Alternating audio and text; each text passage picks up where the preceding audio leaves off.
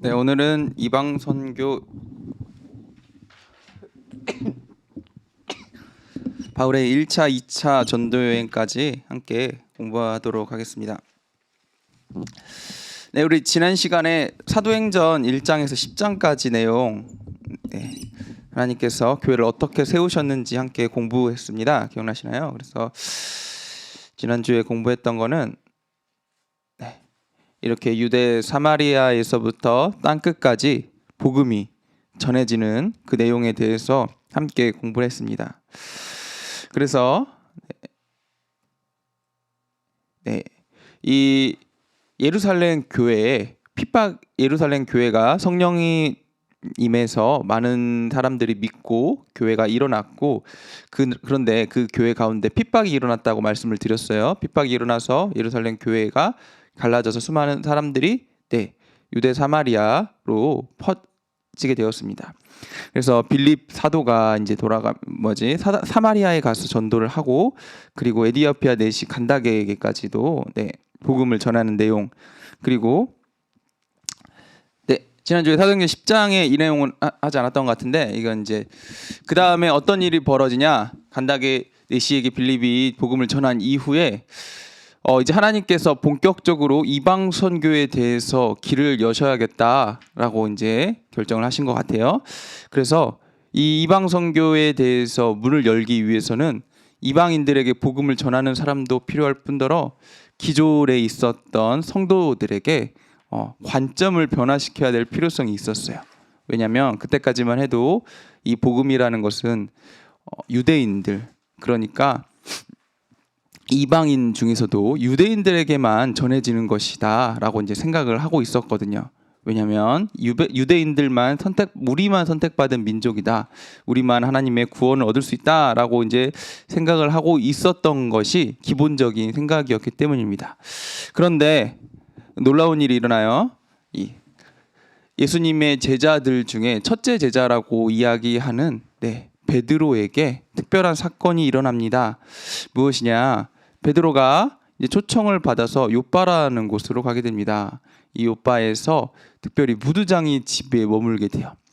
이 무두장이는 사실 유대인 이들의 사고로 생각하면 불결하고 거룩하지 못한 곳이에요.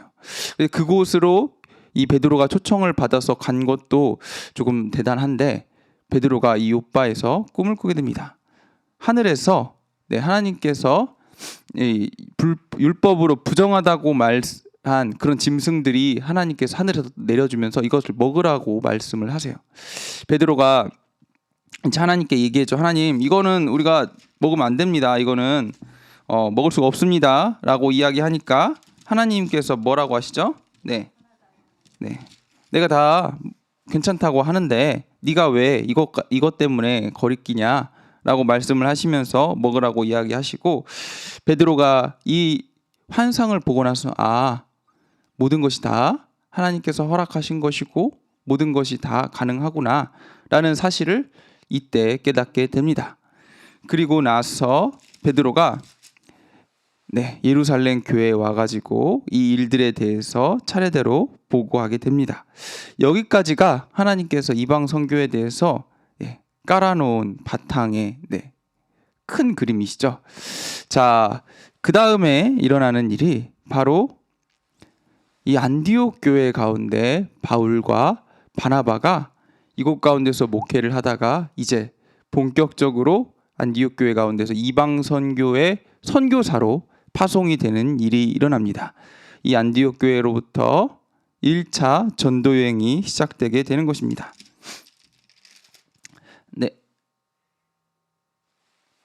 1차 전도 여행은 제가 지도를 보면서 설명해 드리도록 하겠습니다.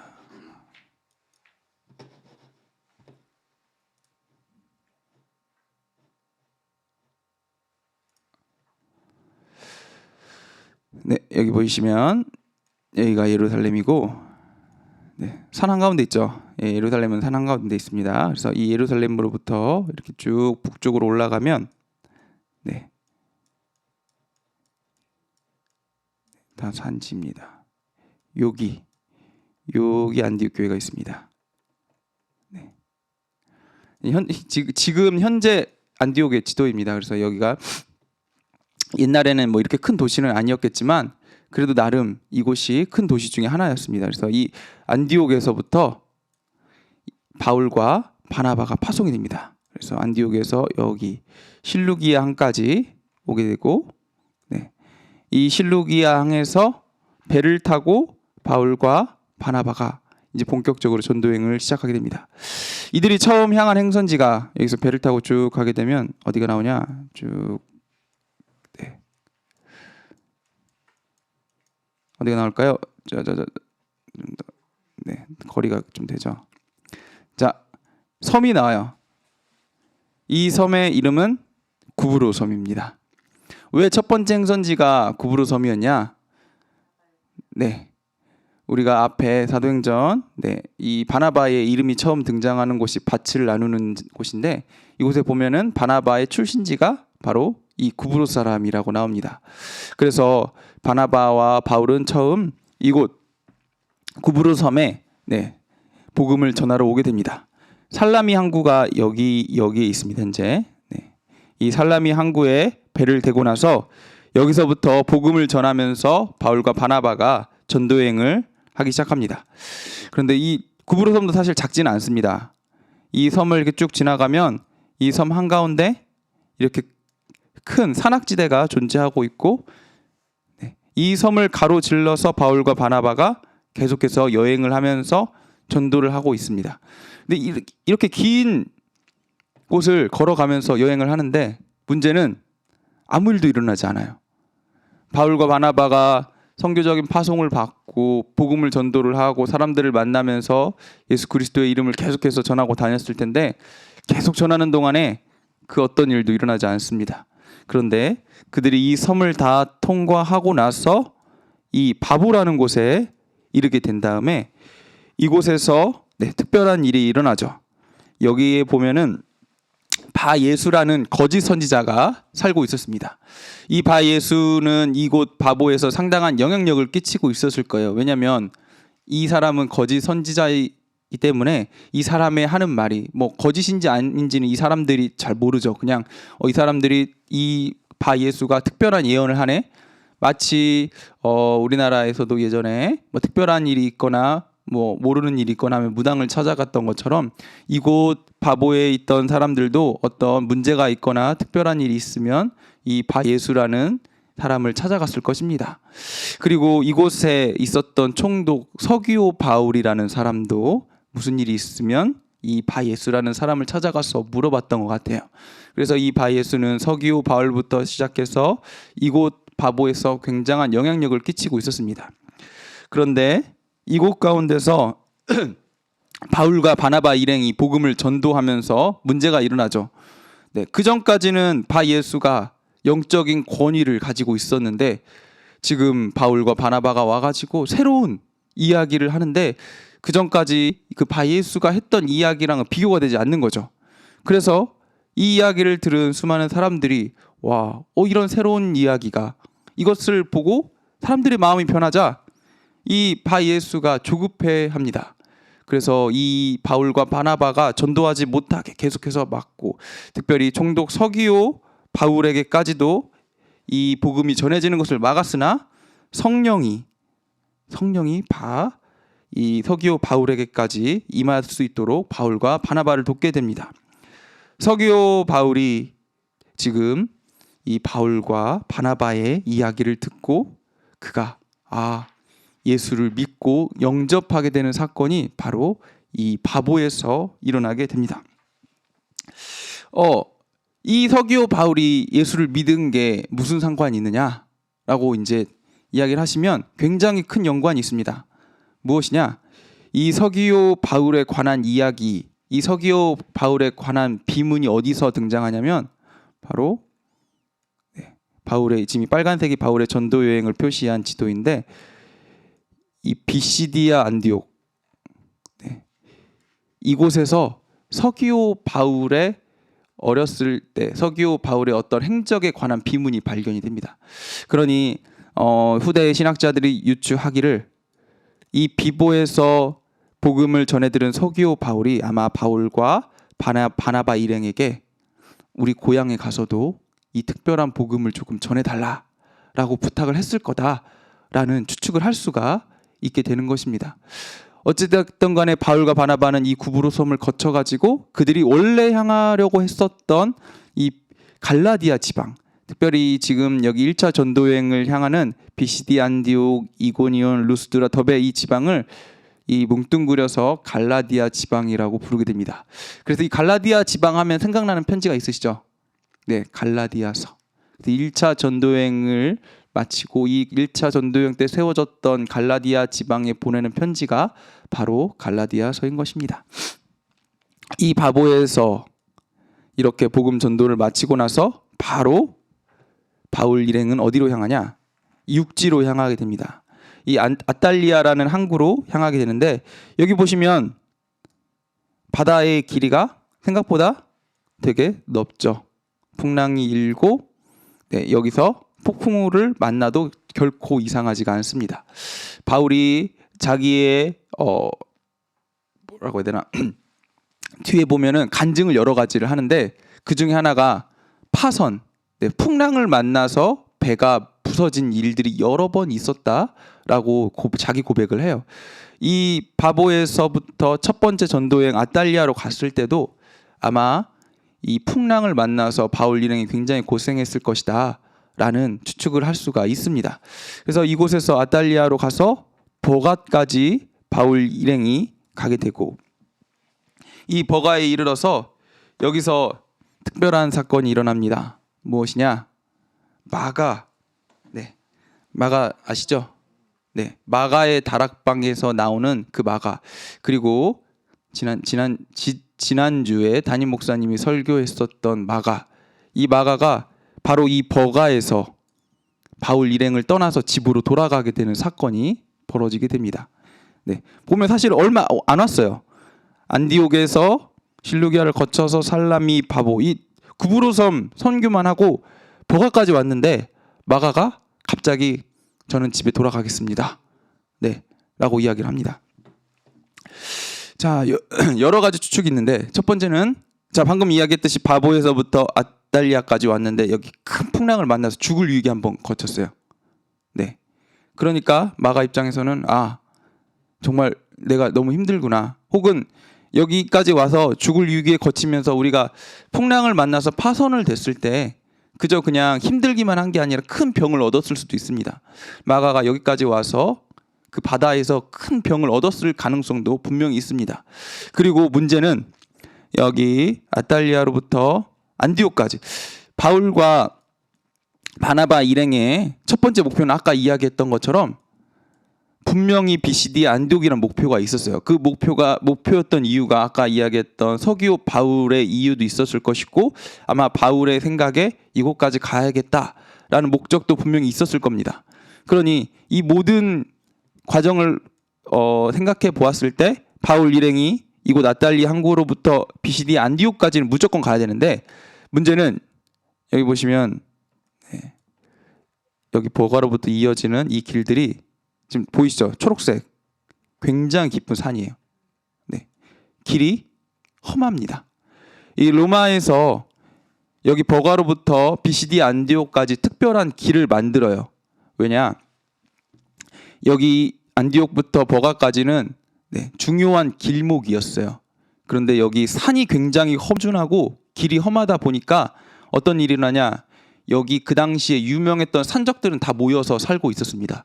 그러니 여기를 지나가면 산적들에게 당해서 죽거나 혹은 지나가다가 이 험준한 자연 환경 때문에 죽거나 왜 험준한 자연 환경 때문에 죽었냐?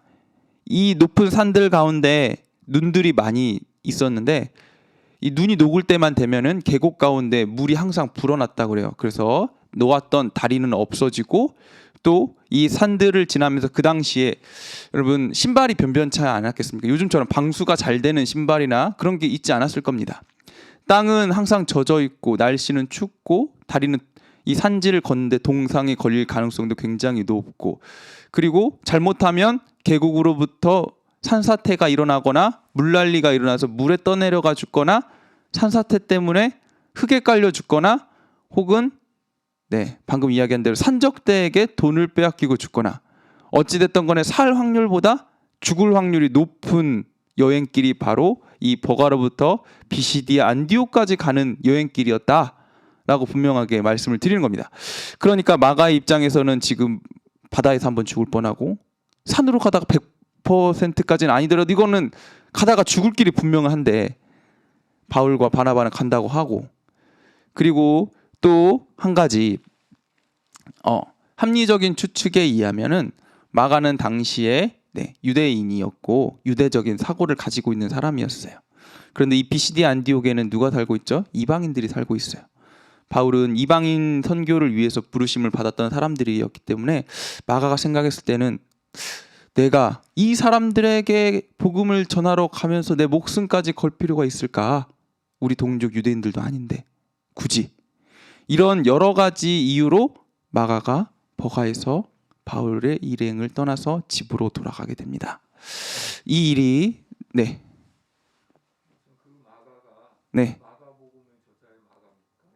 그 마가 맞습니다. 나중에 이 마가가 회심이라고 보기는 어렵죠. 그냥 마가가 그 마음의 돌이킴을 얻고 새롭게 훈련을 받아가지고 뒤에 그런 일들을 하게 됩니다. 뒤에 이 바나바와 함께 2차 전도여행을 떠나면서 그 이후로 또 바나바가 잘 훈련을 시켜가지고 또 새롭게 변하게 되게 되는 것입니다. 그래서 이 버가로부터 비시디아 안디옥까지 굉장히 긴 죽음의 여행길에 올라서 바울 일행이 무사히 도착한 곳이 바로 이곳 비시디아 안디옥. 굉장히 완전히 산이에요. 보시면 정말 길 하나 없는 산을 몇 날 며칠을 지나서 바울이 이 위에까지 올라가게 됩니다.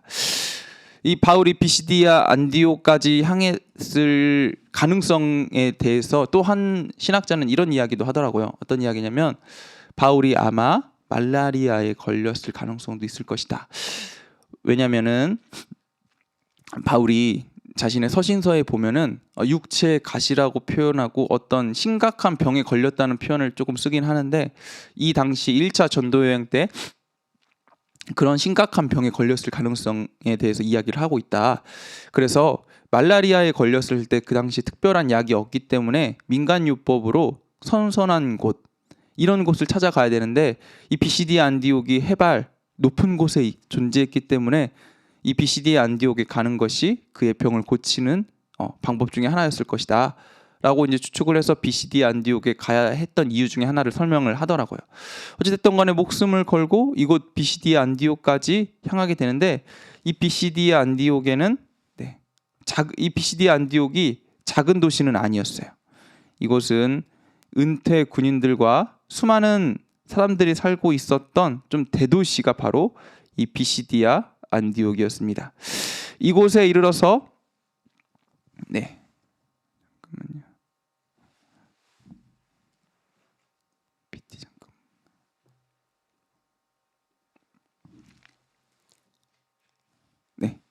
PPT 잠깐 보여드리면 여기 구브로에서부터 방금 얘기했던 아탈리아 버가까지 해서 마가가 돌아가게 되는데, 얘기했던 대로 험한 산지, 산적, 기후, 질병 여러 가지 때문에 돌아갔다라고 이제 말씀을 드렸습니다. 자, 그리고 비시디아 안디옥에까지 도착하게 됩니다. 이곳에서 복음을 전하게 되는데, 이곳에도 바울이 가게 된 또 다른 이유가 바로 그 예수님 시대 때, 우리가 지난 예수님 1과 2과 할 때 그 침묵 시대 때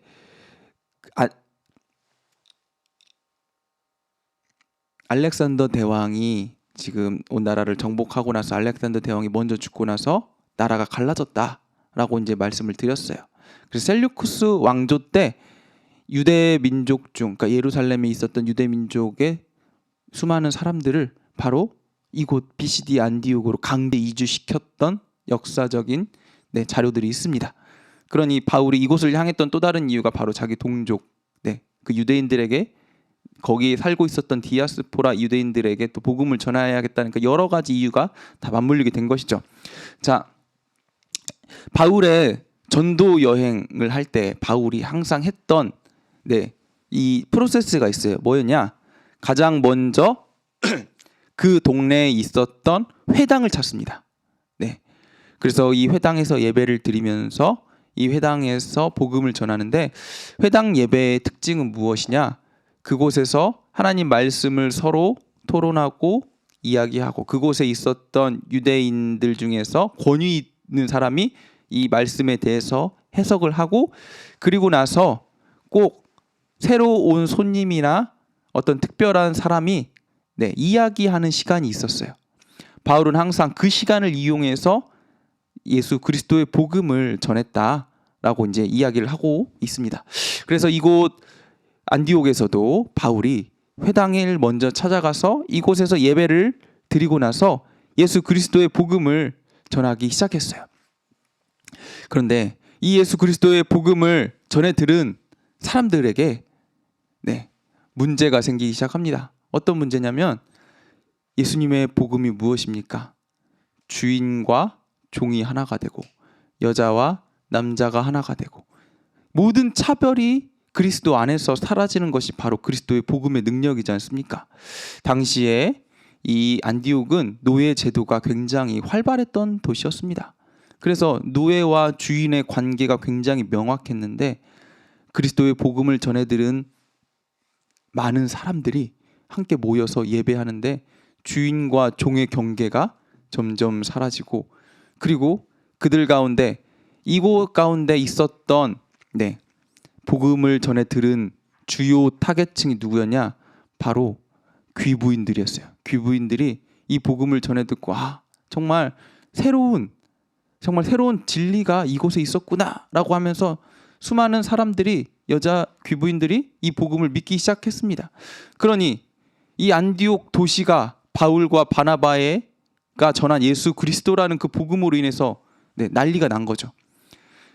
도시가 흔들리는 것은 이곳에 원래 기득권을 가지고 있던 사람들에게 위협이 되는 일이잖아요. 그래서 이 위협을 느낀 유대인들, 지금 유대인들의 입장에서는 바울과 바나바가 전한 그 복음이 이단이잖아요. 그러니까 우리의 신앙을 지금 이 사람들이 흔드는구나, 큰일이 나겠구나 라고 생각해서 바울과 바나바를 정부에 고발합니다.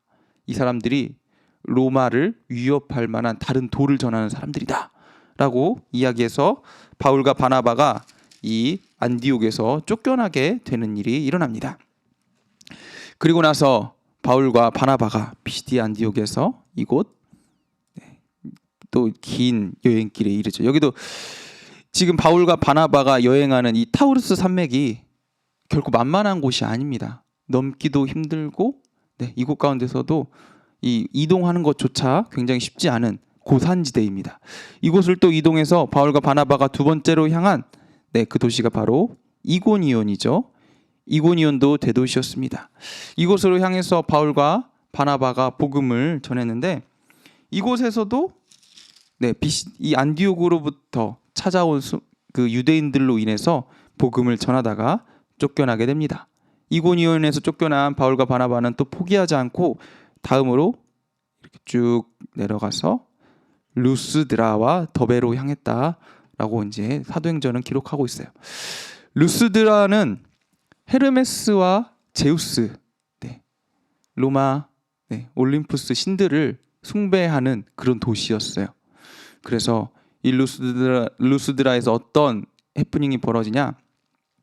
바울과 바나바가 이곳에 와서 오랫동안 일어나지 못하는 안진뱅이를 잡아서 일으킵니다. 그들이 예수 그리스도의 이름으로 이 불쌍한 사람들을 일으켰는데, 이 기적을 본 루스드라 사람들이 바울과 바나바를 헤르메스다, 제우스다, 신이 이 우리 루스드라 가운데 왔다.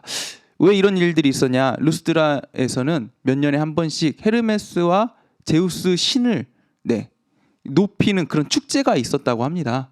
그러니까 이 사람들은 항상 이 사람들의 그러니까 루스드라 마을의 전설 중에 하나가 뭐였냐면은, 헤르메스와 제우스가 사람의 몸을 입고 동네에 몰래 올 건데, 그때 이 헤르메스와 제우스를 알아보는 사람들에게 축복이 있고, 못 알아보면 이 도시가 멸망하게 될 것이다.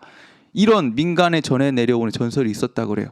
그러니까 지금 바울과 바나바가 여기 와가지고 기적을 일으키니까 이 사람들이 마침 축제 기간과 겹쳐가지고 와, 우리가 그동안 기다리고 있었던 헤르메스와 제우스가 이 땅 가운데 왔다라고 하면서 이들을 높였던 것이죠. 그러니까 지금 바울과 바나바가 옷을 찢으면서 무리 가운데서 소리 질러서 이야기하죠. 여러분, 저희는 여러분이 생각하는 그런 신이 아닙니다.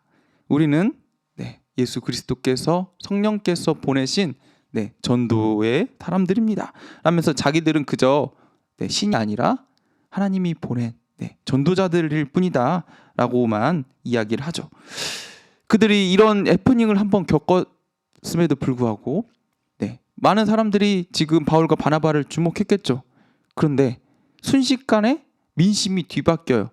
이들을 이렇게 환호했던 사람들이 이번에는 여기 안디옥으로부터 이고니온을 거쳐서 루스드라까지 이들을 잡으러 온 유대인들이 선동을 해서, 이 선동으로 인해서 루스드라에서는 드디어 돌을 맞게 됩니다. 돌을 맞는다는 것은 굉장히 어려운 일이죠. 생명을 걸고 피투성이가 돼야 되는 일이죠. 바울이 이 루스드라에서 돌에 맞아 죽습니다. 왜 죽는다는 표현하냐? 이 루스드라 사람들이 바울이 죽은 줄 알고 갖다 버렸기 때문이에요. 그냥 어설프게 그가 많이 다쳐가지고 사람들이 데려다 놓은 게 아니라 돌을 던지다, 이 사람에게 돌을 던지다 보니까 죽었구나, 큰일 났구나, 이 사람 빨리 갖다 버려야겠다 라고 싶어가지고 바울을 성문 밖에다 갖다 버릴 정도로 바울이 죽음의 문턱까지 갔던 일이 바로 이 루스드라에서 일어난 일입니다. 복음을 전하다가 지금 죽음을 경험한 거예요. 바울의 고백 가운데 내가 바다에서 파선한 경험도 여러 번 있고 돌에 맞아 죽을 경험도 여러 번 했다 중에 하나가 바로 이 루스드라에서 일어난 거죠. 그런데 바울이 루스드라에서 돌에 맞아 죽었다가 주님의 도우심으로 기적적으로 깨어났어요. 그리고 나서 바울이 한 것이 무엇인지 아십니까? 내가 이제 죽겠구나, 나 이제 도망가야겠구나, 이게 아닙니다. 그 상태로 바울은 이곳 더베까지 이동을 합니다. 그래서 이 더베에서 몸을 추스리면서 복음을 전합니다. 이곳에서도 하나님 나라의 복음을 이 더베에서 전하는데 주님께서 또 은혜를 주세요. 이런 경험을 한 바울에게 더베라는 곳은 또 그 바울을 위로하고 많은 사람들이 더베에서 예수 그리스도의 복음을 받아들이고 더베에 있는 사람들이 이곳에서 교회가 또 세워지게 됩니다. 바울이 이 더베에서 지금 생명의 위협 정도만 회복하고 나서 여행할 수 있게 된 몸이 되자 그 다음에 바울이 향한 곳이 어딘지 아십니까? 바로 루스드라에 다시 자기를 죽이려고 했던 수많은 사람들이 있었던 이 루스드라 성으로 들어갑니다. 왜? 루스드라에 복음을 전해 듣고 세워진 이제 막 태어난 루스드라 교회가 있었기 때문입니다. 바울은 자기의 생명의 위험 이런 것을 먼저 생각한 것이 아니라 하나님께서 세우신 그 교회만 생각했어요. 이제 막 태어난 신생아와 같은 작은 공격에도 무너질 수밖에 없는 이 교회가 지금 유대인들과 수많은 핍박과 어려움으로부터 무너질까봐, 이 교회가 지금 상하게 될까봐 그것만 걱정해서 지금 루스드라로 몰래 다시 들어가서 그곳에 있던 세워졌던 복음을 듣고 회심했던 수많은 사람들에게 이야기하고 그들을 격려하고, 보십시오, 제가 돌에 맞았지만 하나님께서 나를 살려주시지 않았습니까?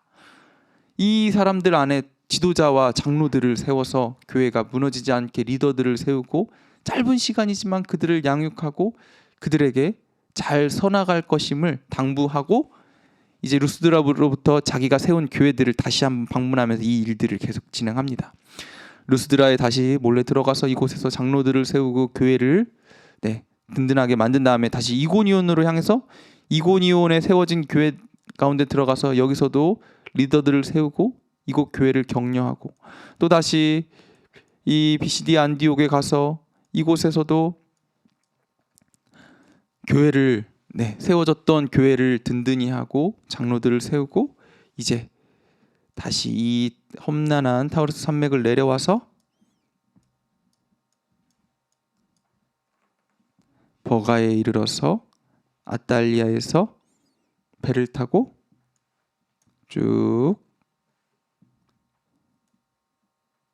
이번에는 구브로 섬을 거치지 않고 바로 안디옥까지 돌아오게 됩니다. 이게 바로 1차 전도 여행입니다. 네.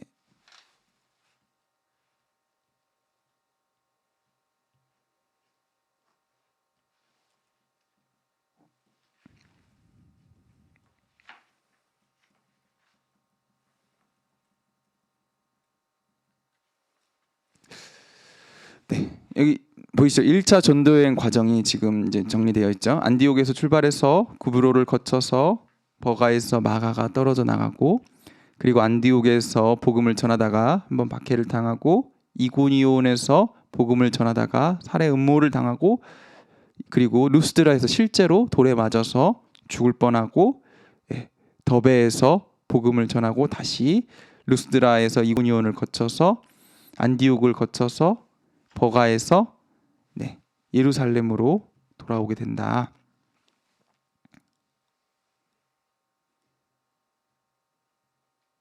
네.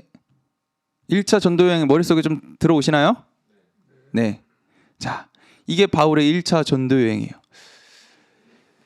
이 1차 전도여행이 있은 다음에 바울과 바나바가 안디옥 교회에 도착해서, 다시 지도를 할게요.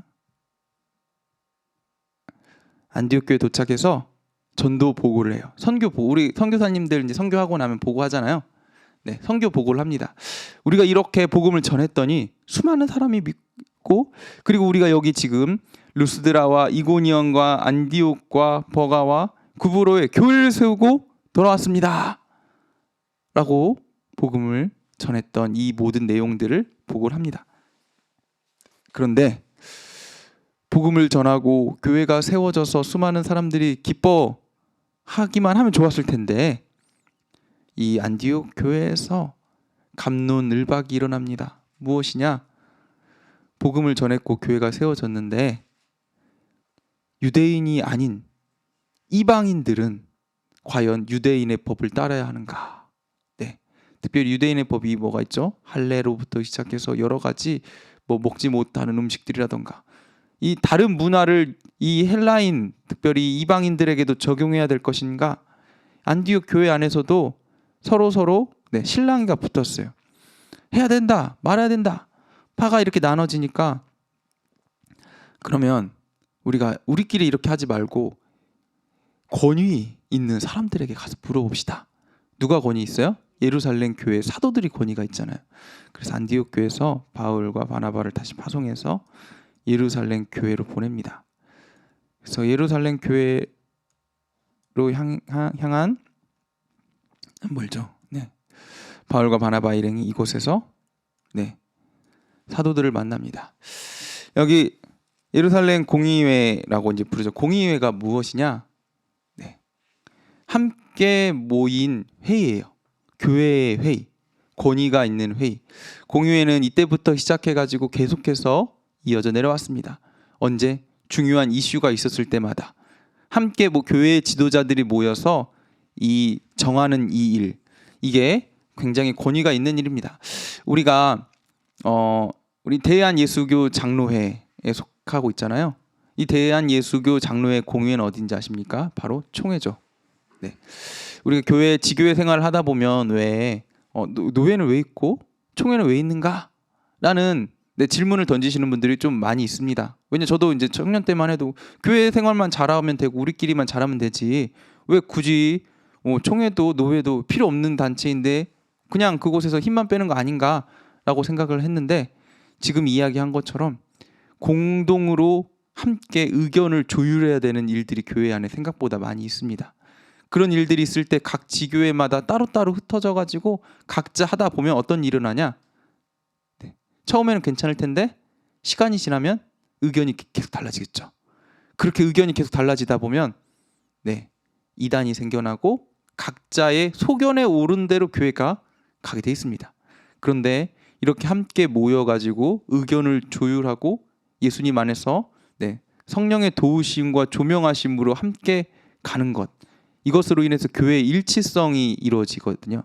바로 이 예루살렘 교회에서 그런 일치성이 이루어졌고 지금 그 정신이 바로 우리가 우리 대한예수교 장로회 총회 그리고 우리 영등포 노회 이곳에서 공의회를 통해서 이루어지고 있는 것입니다. 그런 이 노회와 그 총회는 이런 일을 하기 위해서 반드시 존재해야 되는 기관인 것이죠. 자, 이 예루살렘 공의회에 갖고 간 의제가 뭐였어요? 이방인들에게 율법을 적용할 것인가 말 것인가. 이것에 대해서 또 갑론을박이 예루살렘에 붙었어요. 그런데 하나님께서 아까 사도행전 10장에서 이 예루살렘 공회에서 가장 발언권이 센 사람 중에 한 명, 사도들 중에 지금 가장 권위 있었다는 첫 번째 사도라고 말하지 않으면 아쉬울 만한 그 사람 베드로, 그 사람에게 놀라운 환상을 보여주셨잖아요. 먹어도 된다. 하나님이 만드신 모든 것이 선하다. 베드로가 그것을 경험했기 때문에 이 경험이 예루살렘 교회에 나눠지게 되었고 이 공의회에서도 굉장한 영향력을 미치게 되었어요. 사도인 베드로가 그렇게 이야기하니까 누가 뭐라고 반박을 하겠어요. 그의 권위로 인해서 하나님께서 그의 권위를 사용하셔서 이 공의회에서 지금 그 일들 이방인들에게도 복음이 전해지는 것이 당연한 것이다. 그리고 그렇기 때문에 이방인들에게 율법을 적용하지 말자. 단지 서로가 서로를 배려해서 이것만을 하자. 그게 바로 우음 목표라는 거예요. 우상에게 바쳐진 제물 그리고 음행하는 것, 그리고 목매달아 죽은 것, 그리고 피째 그 고기를 먹으면 안 되는 것. 이것만은 하지 말자. 우리 할례까지 너희들에게 주장하지는 않겠지만 우리가 최소한 이 정도는 서로가 서로를 위해 배려하자. 이방인들은 유대인들을 위해서 이 정도는 지키고 그리고 유대인들은 이방인들을 위해서 이거 외에는 다른 것까지는 강요하지 말자. 이게 바로 예루살렘 공의회에서 결정된 첫 번째 사항이었습니다. 그래서 이방인 선교가 본격적으로 열리게 된 것이죠. 바울과 바나바가 이 기쁜 소식을 가지고 다시 이곳 안디옥에 도착해서 안디옥 교인들에게 예루살렘 공의회에서 결정되었습니다. 이방인들에게 우리가 율법을 강요할 필요가 없게 되었습니다. 우리는 했던 대로 계속해서 이방인 선교에 최선을 다하기만 하면 됩니다. 라고 안디옥 교회에서 결정이 되고 두 번째 전도여행을 떠납니다.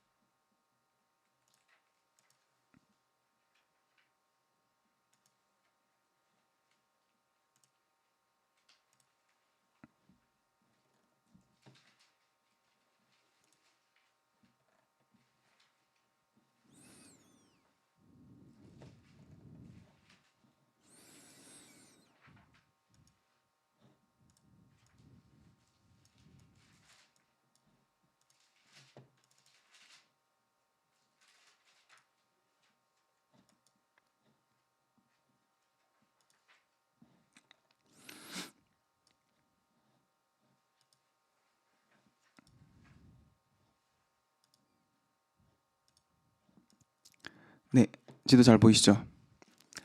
자, 두 번째 전도여행은 다시 안디옥에서 출발을 하는데 빨간색은 1차 전도여행 길이고 이제 파란색이 2차 전도여행 길이에요. 아까 말씀드린 대로 마가가 시작하자마자 1차 전도여행에서 집으로 돌아가 버렸죠. 그래서 2차 전도여행 시작해서 바울과 바나바가 실갱이가 붙습니다. 우리 마가 좀 데리고 가자. 바나바가 바울에게 이야기하는 거죠. 마가가 비록 1차 전도여행 땐 그렇게 집에 돌아왔는데 얘가 그럴 애가 아니야. 우리가 조금 데리고 가서 좀 얘를 잘 성장시키자 라고 바나바가 바울에게 이야기하고 바울은 아니다. 저렇게 심약한 애를 우리가 어떻게 데리고 다닐 수 있어.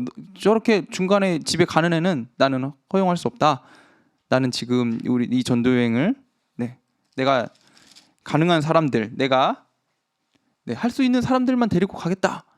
마가는 절대 안 된다 해서 바울과 바나바가 싸워요. 그렇게 함께 전도여행을 마치고 온 동역자가 바로 이 마가 때문에 싸워서 흩어지게 됩니다. 바울은 실라를 데리고 이 보시면 육로를 통해서 위로 올라가게 되고, 바나바는 마가를 데리고 이 구브로 섬으로 배를 타고 향하게 됩니다. 바울은 이번에는 이제 실라를 데리고 육로를 향하게 되는데, 육로로 향한 곳은 자 여기 보시면 길리기아 지방을 건너서 이곳 안티타우루스 산맥을 넘어서 바로 첫 번째 전도 여행의 이 결과물이었던 교회가 세워졌던 더베로 향하게 됩니다. 이 해로로 가는 것보다 육로로 가는 것이 상당히 짧긴 해요. 그런데 원래 이 해로로 갈 수 있는 시기와 육로로 갈 수 있는 시기가 좀 나눠져 있었다고 그래요. 왜냐하면 눈이 녹거나 눈이 어는 시기, 또 바다에 풍랑이 자주 있는 시기, 이런 시기들이 있어서 당시에는 이 첫 번째 전도여행을 할 때는 육로보다는 해로가 가능성이 더 높았고, 그리고 이 두 번째 전도여행을 할 때는 이 육로도 괜찮았을 것이다 라고 이제 추측을 합니다. 그래서 바울은 실라를 데리고 육로를 통해서 이 다소 어딘지 아시나요? 네, 맞아요. 바울이 고향이죠. 이 자기의 고향 이 다소를 거쳐가지고 산을 넘어서 더베로 향합니다. 그래서 이 더베에서 세워졌던 교회가 잘 있는지, 네, 그리고 루스드라와 이고니온 그리고 비시디 안디옥을 거치면서 교회를 다시 한번 둘러보면서 이 교회의 성도들에게 위로와 격려를 하고 본격적으로 이곳에서 떠나게 됩니다. 아까 이제 제가 깜빡하고 이제 말씀을 안 드렸는데, 이 안디옥에 도착해가지고 이 예루살렘 공의회를 마치고 안디옥에 도착해가지고 보낸 편지가 바로 갈라디아서예요. 갈라디아에 있는 교회들에게 봐라, 우리가 너희에게 복음 외에 다른 것들을 전하지 않겠다. 오직 믿음으로 말미암아 구원을 얻는다. 이 갈라디아 교회에게 보낸 편지가 바로 갈라디아서인 것입니다. 갈라디아서랑 함께 연관이 돼 있는 서신서가 뭔지 아십니까? 로마서예요. 로마서. 갈라디아서가 로마서의 축소판이라고 보시면 돼요.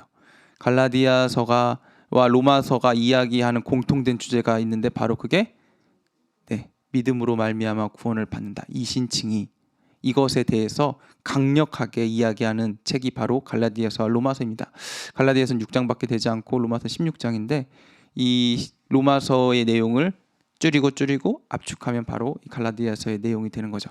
이 갈라디아서의 주제가 믿음으로 말미암아 구원 얻는다가 될 수밖에 없었던 이유가 바로 여기서 나오는 거죠. 이방 교회의 가장 이슈가 뭐였냐? 무엇으로 말미암아 구원을 받는가? 바로 율법인가? 혹은 그들의 의인가? 그래서 바울이 예루살렘 교회에 가가지고 확증받은 게 바로 율법이 아니라 오직 믿음으로 말미암아서 구원을 얻는다. 그러니까 이방인들에게까지 이 율법을 강요할 필요는 없다. 이게 바로 결론이었습니다. 자, 그래서 1차 전도여행을 마치고 갈라디아서가 쓰여지고, 그리고 나서 바울과 이 일행이 자 이곳 더베와 루스드라와 이고니온과 비시디아 안디옥을 거쳐가지고 이제 바울이 원래 비시디아 안디옥에서 향하고 싶었던 지역이 어떤 지역이었냐? 아시아 지역이었어요. 왜냐? 이곳에 인구가 많았어요. 아시아 지역의 대표적인 도시가 바로 에베소였습니다. 에베소에 수만 명의 사람들이 살고 있었던 대도시가 있었고, 또 이 보시면 아시아 지역이 땅이 좋아요. 평야가 많고 물이 흐르고 사람이 살기에 굉장히 좋은 지역이고, 다른 지역은 여기 보시면 다 갈라디아 지역은 사실 산악지대예요. 높은 고산지대고. 그러니까 많은 사람이 있는 곳에 복음이 전해야 그곳 가운데서 또 많은 믿는 사람들이 생길 테니까 바울은 그런 생각으로 아시아 지역으로 가려고 했어요. 그런데 하나님이 어떻게 하시죠? 아시아 지역에서 말씀을 전하지 못하게 하시고, 그리고 그래서 이제 바울이 여기는 아닌가 봐 해서 이 아시아 지역의 위쪽에 있는 지역이 바로 이 비두니아 지역이었어요. 그럼 여기 아니면 여긴가 봐 하고 일로 가려다가 이 위쪽으로 올라가려고 했어요. 그런데 하나님이 또 뭐라고 하시죠? 여기도 아니야.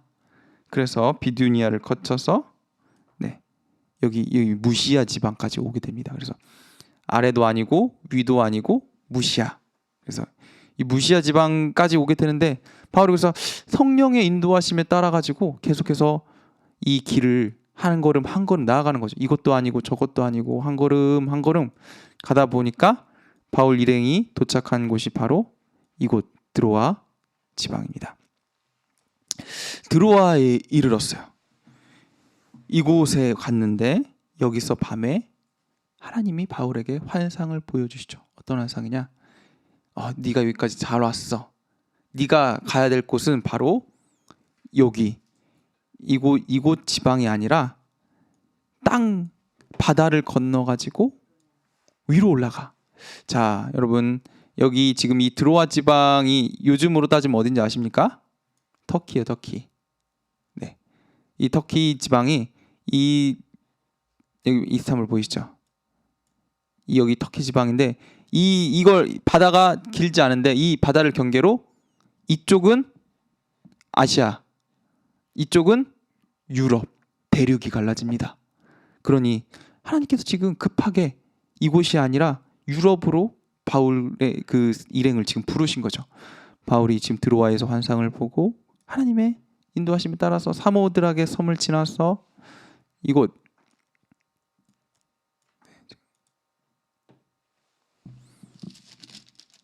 네아폴리, 이름을 제가 못 바꿨네요. 네아폴리 지방을 거쳐서 유럽의 첫 성 빌립보에 이르게 됩니다. 아시아 지방과 유럽 지방의 큰 특징이라고 한다면 별로 먼 거리는 아니지만 문화가 완전히 달라지고 사는 사람이 인종이 달라지고, 그리고 아까 아시아 지방에서는 회당과 유대인들이 어느 정도 존재해서 약간은 바울이 조금 친근했던 문화적인 배경이 있는 사람들이 있었던 반면에 유럽은 그런 게 하나도 없었어요. 이 빌립보 지방 가운데 바울이 도착했을 때 이곳에는 회당이 있지 않았습니다. 그래서 바울은 기도하기 위해서, 예배드리기 위해서 안식일에 어디로 향했냐면 강가로 향했습니다. 당시 10명의 장정이 모이면은 유대인들은 회당을 짓게 돼 있었어요, 율법상으로. 그런데 10명의 성인 남성 유대인들이 없었다는 이야기죠. 이 큰 도시, 조그만한 동네가 아니라 큰 도시 빌립보에 수많은 인구가 살고 있었는데 10명 유대인이 없었다는 것은 그만큼 이곳 가운데 어떤 하나님에 대한 소식이나 뭐 예수 그리스도뿐만이 아니라 유대교의 문화 자체도 없었다는 이야기죠.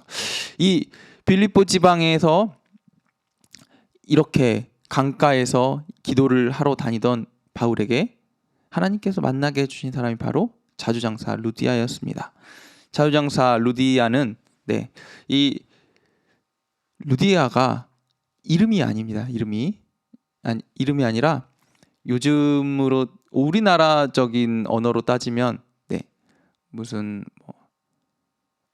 옛날에 서울댁, 부산댁 그런 거 있잖아요. 그 지방 사람들의 여자에게 이름을 붙이지 않고 동네 사람 이름을 붙였던 루디아 지방이 있었고, 이 루디아 댁이라고 이제 부른 거랑 비슷한 느낌인 거죠. 그래서 자주장사 루디아가 당시에 이곳에서 기도를 하고 있었던 바울 일행을 만나게 되고 바울에게 복음을 전해 듣고 그 즉시 그 자리에서 세례를 받고 그 모든 가족이 다 세례를 받을 수 있도록 바울 일행을 자기 집으로 초대하게 됩니다. 바울 일행이 지금 루디아를 전도를 하고 루디아를 통해서 루디아의 집에 머물게 되고 나서 이제 이곳 가운데서 본격적으로 복음을 전해야겠다라고 이제 생각을 했을 거예요. 그런데 이렇게 기도하러 다니던 와중에 문제가 생겼어요. 점치는 귀신 들린 여종 하나가 바울을 계속 따라다니는 거예요. 바울은 원래 이 귀신 들린 여종을 고칠 생각이 없었을 거예요. 근데 계속 자기들을 따라다니니까 이제 바울이 나가라 해서 귀신이 나갔는데, 문제는 이 귀신 들린 여종에게 귀신이 나가니까 주인이 돈벌이가 없어진 거죠. 그래서 바울과 실라 일행을 고발을 했어요. 그래서 바울과 실라 일행이 감옥에 갇히게 됩니다. 복음을 전하고 지금 귀신을 쫓아내고 하나님의 일을 하고 성령의 인도하심에 따라서 빌립보까지 왔는데 지금 예수 믿고 구원받는 사람들이 날로 더해져도 이상하지 않은데 바울과 실라가 어떻게 됐냐요? 고난에 이릅니다. 하나님의 음성을 따라서 갔는데도 불구하고 이렇게 고난에 처할 수가 있다고 성경 우리에게 이야기하는 거죠. 그런데 이 고난은 어떤 고난이냐? 하나님께 영광을 돌리는 고난이에요. 바울과 실라가 이게 뭐야? 우리 예수 믿었는데 하나님의 말씀대로 순종했는데 우리에게 주어진 게 이 고난인가? 라고 생각하지 않았어요. 바울과 실라는 하나님의 인도하심이지, 이것도 하나님의 인도하심이지 생각하고 감옥에서도 하나님을 찬양하고 담대하게 계속해서 그곳에 있는 사람들에게 예수 그리스도의 복음을 전했을 거예요. 이런 밤새도록 이들이 찬양을 하니까 어떤 일이 일어나요? 감옥문이 열려요. 하나님께서 큰 지진을 통해서 감옥문이 열리게 됩니다. 감옥문이 열리니까 감옥에 있던 죄수들이 다 도망가고, 그리고 죄수들이 다 도망가니까 감옥의 간수가 이제 나는 죽었구나. 이제 자기가 맡고 있었던 죄수들이 다 도망가니까 이제 내가 이제 망했구나 라고 생각을 했는데, 지금 감옥에서 바울과 실라가 나오면서 이야기하죠. 도망가지 않았습니다. 우린 여기 있습니다 라고 이야기를 하니까 이 감옥의 간수가 이야기하죠. 어떻게 하면, 선생님이요, 내가 어떻게 하면 구원을 받을 수 있겠습니까? 간수가 왜 이렇게 이야기했겠습니까? 갑자기 뜬금없이 바울에게. 간수가 아마 바울의 모든 것을 다 봤을 거예요. 감옥에서 담대하게 들어와서 찬양하는 모습이라든지 그곳 가운데서도 사람들의 본이 되는 이 모습을 다 봤을 거예요. 저 사람은 도대체 뭐길래, 저 사람에게 뭐가 있길래 저 사람은 어떻게 저렇게 담대할 수 있는 것일까? 이 간수가 처음에는 코웃음을 쳤을 것이고, 그리고 이상하게 생각도 했을 것입니다. 그런데 이렇게 기적이 일어나고 바울과 그 일행이 도망가지 않고 이렇게 담대하게 계속 있는 것을 보자 이 간수가 직감해서 있다. 바울과 실라에게 그들이 믿는 하나님이 뭔가 있다. 그래서 이 간수가 이야기한 것입니다. 어떻게 우리가 구원을 얻겠습니까? 이때 바울이 우리가 각 집집마다 붙여져 있던 이 말씀 다시죠. 주 예수를 믿으라. 그리하면 너와 내 집이 구원을 받으리라. 이 유명한 말씀이 바로 여기서 등장하게 된 것입니다. 이 이야기를 들은 간수와 그의 집에 있는 모든 사람들에게 다 세례를 받게 하고 그 집안 모든 사람들이 예수 믿는 역사가 바로 이날 밤에 일어나게 됩니다. 이렇게 루디아와 이 믿었던 간수 일행들, 이들을 통해서 바로 유럽의 첫 성 빌립보에서 하나님의 교회가 세워지게 됩니다. 이 빌립보에서 복음을 전한 다음 이곳을 떠나서 바울 일행이 향한 곳이 바로 쭉 긴 해안 도로를 지나서 데살로니가 지방으로 이르게 됩니다. 자, 이 데살로니가와 빌립보는 어떤 관계냐면, 빌립보가 구도시라면 데살로니가는 신도시입니다. 당시 이렇게 짝으로 이어진 도시들이 있었어요. 빌립보가 옛날에 세워져서 구도심이었다면 데살로니가는 새롭게 세워진 신도심이고, 밑에 내려가서 우리가 또 이어지는 아덴과 고린도도 마찬가지입니다. 아덴이 구도심이었다면 고린도는 신도시였어요. 그래서 처음에 이 빌립보에서 전도한 일행이 바로 이 동네의 데살로니가 지역의 신도시였던 데살로니가 성으로 들어가게 됩니다. 이곳에서 데살로니가에서 또 유대인의 회당에 들어가서 전도를 시작합니다. 그런데 이 데살로니가 지방의 사람들은 강팍한 사람들이었어요. 여러분, 우리가 또 과학이 발전하고 큰 도시 사람들일수록 어때요? 많이 배운 사람들일수록 마음이 강팍하죠. 시골 사람들이 더 순수하잖아요. 복음을 전하면 더 잘 받아들이고, 마찬가지로 이 빌립보에 있던 사람들과 데살로니가 있던 사람들의 마음이 달랐어요. 이 데살로니가 있던 사람들은 분명히 더 높은 학식을 갖추고 더 교양 있는 사람들이었지만 이 사람들의 마음은 훨씬 강팍했습니다. 바울 일행을 쫓아냈어요. 쫓겨난 바울 일행이 어디로 가냐? 베레아로 향하죠. 베레아에서도 복음 전했는데, 베레아에 있는 사람들은 마음이 열린 사람들이었습니다. 이들은 복음을 듣고 말씀을 날마다 상고했습니다. 상고는 음미했다는 거죠. 이 말씀이 정말 그러한가? 날마다 이 말씀을 공부하고 연구했습니다. 이 베레아에 전해진 복음으로 인해서 베레아 사람들에게 하나님의 말씀 든든하게 교회가 세워지게 된 거죠. 그런데 이 데살로니가에 있었던 바울 일행을 시기하는 사람들이 바로 이 베레아까지 쫓아오게 돼요. 그래서 이 베레아에서 도망을 다시 바울과 바나바가 가게 됩니다. 바울과 실라가 디모데를 데리고 베레아에서 도망치듯 회로를 이용해서 배를 타고 향한 곳이 바로 아덴이었습니다. 아덴은 여기 보면은 헬라의 젖성이죠. 이 아덴에서 전도를 시작하는데, 이 아덴은 우상이 가득하고 이곳도 지금 새로운 철학과 여러 가지 것들이 가득했어요. 이곳에서는 바울이 새로운 전도법을 시도합니다. 왜냐? 회당이 없었거든요. 그리고 이곳에서는 바울이 변증법을 사용합니다. 수많은 사람들이 아덴에 보면은 아고라라는 광장이 있었어요. 이 아고라는 광장에서는 누구든지 자기의 생각을 나가가지고 이야기할 수 있는 곳이었고, 이 아고라 광장에서 이야기한 것을 수많은 사람들이 듣고 그곳에서 논박을 벌이는 곳이 바로 이 아덴의 문화였습니다. 그러니까 바울도 이 아고라 광장에서 담대하게 서가지고 복음을 전했죠. 그런데 분명히 이 바울이 굉장히 말도 잘하고 학식이 있고 언변에도 은사가 있었기 때문에 잘 전했을 텐데, 이곳에는 몇몇 예수 믿는 사람들이 많이 세워지지 않았습니다.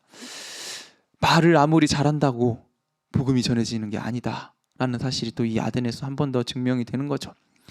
복음은 사람의 말의 지혜로 전해지는 것이 아니라 하나님의 능력으로 전해지는 것입니다. 그런 여러분, 예수 그리스도를 전할 때 나는 말을 좀 못하지, 나는 잘 모르지, 이런 것 때문에 걱정할 필요가 전혀 없어요.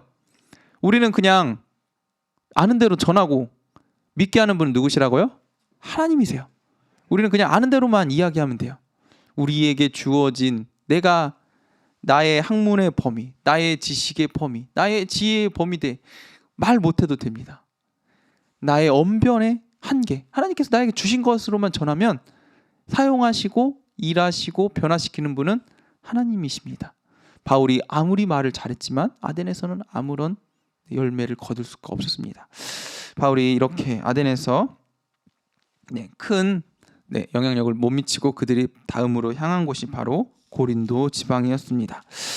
이 고린도 지방의 고린도 성으로 향한 바울 일행이 이곳에서 머물면서 복음을 전합니다.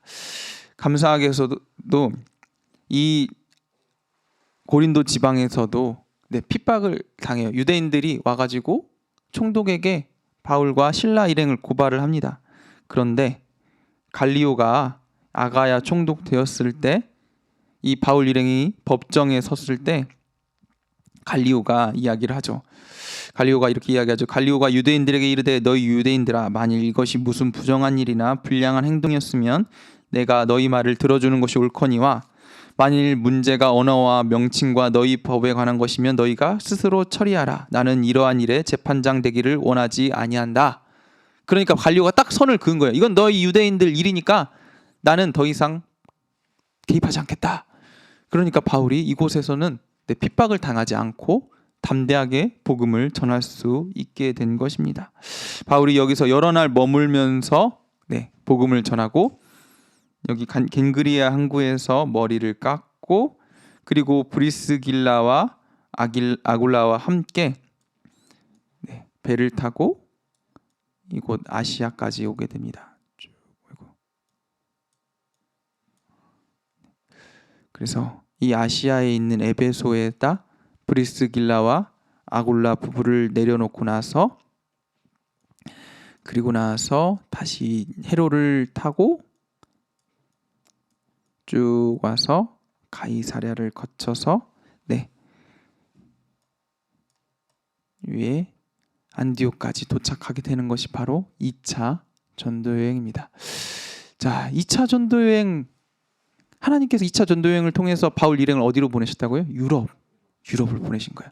유럽을 보내서 유럽의 이곳 고린도, 라는 전초기지, 유럽의 빌립보, 데살로니가, 고린도, 유럽의 전초기지들을 세웠어요. 아시아에서만 복음을 멈춘 것이 아니라 바로 땅끝까지 이르는 유럽으로 향하는 길목을 2차 전도여행 때 하나님께서 바울을 통해서 여시게 된 것입니다. 그리고 나서 바울이 원래 아시아로 향하고 싶었잖아요. 2차 전도여행 마지막에 아시아의 성 에베소를 거쳐가지고 돌아오게 됩니다. 이제 3차 전도여행 때 이곳 에베소에서부터 다시 새로운 일들이 일어나게 됩니다. 오늘은 이렇게 2차 전도여행까지 함께 말씀을 드렸는데, 자, 1차 전도여행과 오늘 2차 전도여행, 바울이 자기의 목숨을 걸고 굉장히 긴 여행을 했어요. 누구 때문에? 예수 그리스도 때문에 이 일들을 진행하게 된 것입니다.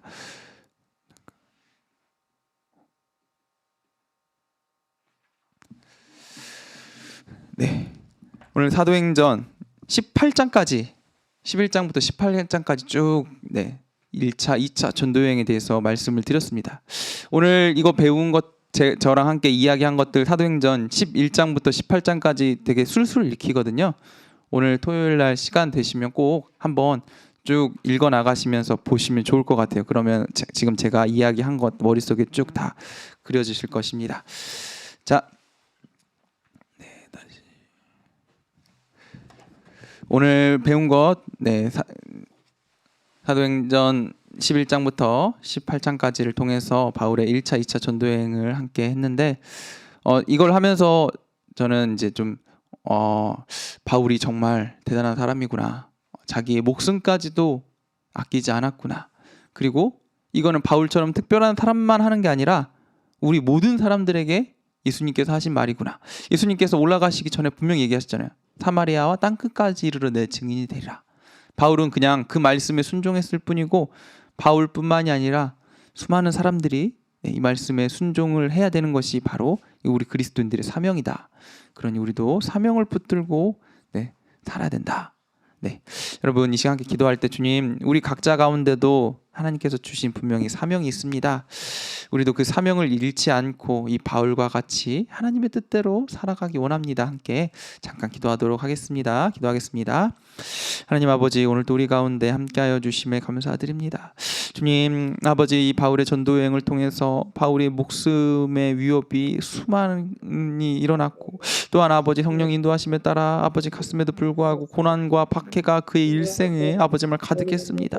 아버지는 그의 모든 앞길 가운데 정말 순탄한 길만 있는 것이 아니고 좋은 일만 있지 않았습니다. 그러나 바울은 아버지 사명을 붙들고 살았기 때문에 그 상황은 아무런 문제가 되지 않았습니다. 주님, 우리도 그렇게 살기 원합니다. 우리의 상황을 보면서 살아가는 것이 아니라 우리에게 주신 사명과 비전을 품으며 살아가기 원합니다. 아버지, 땅끝까지 이르러 복음의 증인이 되리라는 주님의 말씀과 같이 주님, 우리의 땅끝이 어디인지 날마다 돌아보아 아버지, 우리도 그 복음 전하는 사명을 날마다 잃지 않는 사람들이 될 수 있도록 주님 도와주시고, 아버지 그 사명대로 살아갈 수 있도록 도와주시옵소서. 특별히 아버지, 우리에게 아버지를 복음 전해야 될 많은 곳들이 있습니다.